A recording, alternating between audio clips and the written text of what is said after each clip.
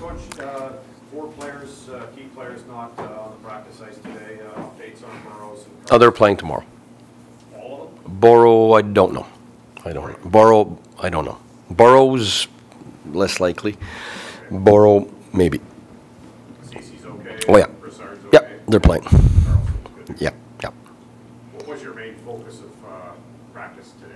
Well, if we would have had a game at 8, we wouldn't have had a practice today. But we had an early game, plenty of time to come back home and have the normal hours to sleep. And the main focus wasn't necessarily on the ice. It was just to come back and reload, refresh, so that we don't have to touch on yesterday tomorrow.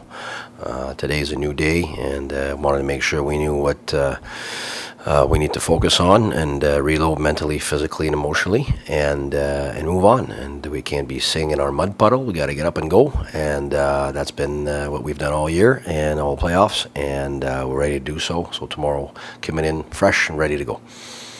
When you talk about the emotions of the playoffs, is it more handling the emotion of shift to shift, a loss, or is it the emotions of the whole arc of the playoffs with the Stanley Cup within your sights? Oh, it's everything. I mean, you get so much emotion during games, but you get them after games. And you know, when you win, you're so on a high that you have to watch out for those two. And when you lose, you're on the low, and you have to manage those two. And playoff losses hurt more, and they get you more excited when you win. And that's what you have to manage. It's as high as you're going to go emotionally. That's as low as you're going to go after that. So that's why you have to be able to manage that quick enough to stay even keel. And that's why when you got a lot of experience, it makes a difference. That's where those guys that have lived it before are able to help the guys that haven't lived it, and you're able to move on. Because I said it to the players before the series started against Boston. It's about the ability to reload as fast as you can, and if you can't do that, then you're in the wrong business. Because that's what it's about. And we can't stay on a win, and we can't stay on a loss. It's move on and as fast as you can. So that's why after games that we've won, a few hours, it's great, but the next morning it can't be about the win. It has to be about the next game, and that's where we're at right now. You guys didn't lose. You guys didn't go on many losing streaks in the regular season. Is there something is there a technique or a method that you employed, you as a coach of the team, as a unit, that you did all season to bounce back that you can use tomorrow? Well, every situation is different because you got to adapt sometimes in a different way. But the one thing that's for sure is, if we stay away from our strengths, there's no chance.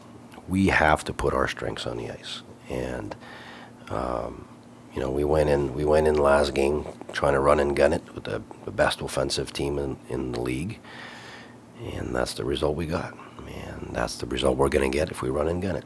And we're aware of that. And we got slapped, and hard enough. So the reality sets back in, and we know how we have to play to give ourselves a chance. Why did they get away from your strengths? The way it's like, why did they decide? I think excitement, over-excitement, I think it's usually always the same. That's where maturity of experienced guys comes in, and guys who've lived it before, and that's what we're learning as a group. Some guys know, and some guys are learning it, and that's what we always have to come back to is, in the Boston series, we've lived it. You guys don't know, but for us, we know. Whoop, I saw it slip away, and we got it back, and ended well. The Rangers series, in their barn, same thing. Got away, trying to push more than the opponent, and when you're pushing more than the opponent, you're falling into their strengths. Because you're not staying with yours, and that's just maturity we're gaining as time goes on and as the playoffs go on, and we want it to be better every game. And now we know what went wrong that game, and we know what went well the games that we played well, and that's what we have to stick to. I think this is a little different than this question, but do you do anything differently as a coach when you're down to the one life to live in the Eastern Conference Final? You're emptying everything you have, I guess. For sure, you're emptying everything you've got, but that's where you have to be smart.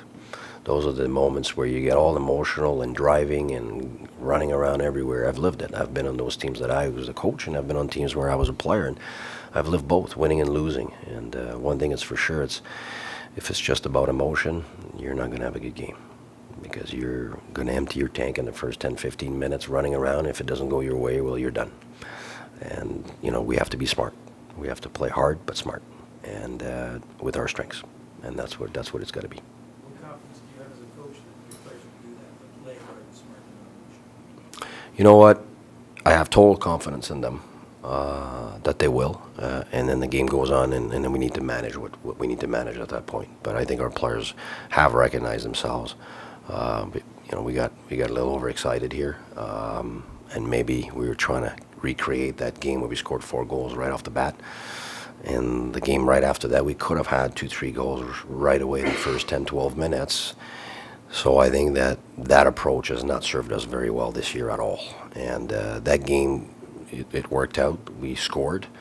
But those are anomalies, just like the game we just played there. That's a total anomaly for us. And so we can't be scared of, you know, living that again. And we can't be hoping to give it to the opponent like that again, because that's exactly how we feel we're going to get lost and not be ourselves and not even give ourselves a chance. Do you need better goaltending? Hey? Do you need better goaltending? I think our goalie has given us the first 3 games. He was outstanding, and the last 2 games I don't think we've played well enough in front of him to be able to win the game. I mean, the game here, that was a close one, and that's a 1-goal game. So I mean, I don't think there's anybody to blame on that one. But yesterday, I mean, I took him out just to stall the game and then put him back in. But it was one of those games that wasn't going to happen, so I took him out of there. But everybody has to be at their best tomorrow. Goalies, defense, forwards, but he's not apart from the group. Certainly not. He's one of the big reasons why we've had a really good season. He's one of the reasons why we've had really good playoffs, and he's been able to close 2 series solid, and that's why he's our number 1. What about, do you need to make some adjustments yourself? Like they seem to have gotten better in this series, and your team seems to have gotten worse. Well, I mean, apart from last game, I totally disagree. I mean, the first, it was 2-1 for us, and the third game here is a 3-2 game where we had an outstanding 12 minutes and a great third. We had 1 bad second. So to me, it's just like them. They came in here and we gave it to them, and that's just 2 games ago. So I don't see a trend. I see 1 bad game. Talk about managing emotions in a situation, not getting too excited. The power play, are you forcing things or not doing enough? Yeah, it's forcing things. It's trying to do things when it's not there. So that's under pressure. You need to be more poised. But it's the same as breaking out, having poise under pressure. It's nothing different. If you don't have poise on your breakouts and your zone entries, you're not going to have it on the power play. And that's where it was at.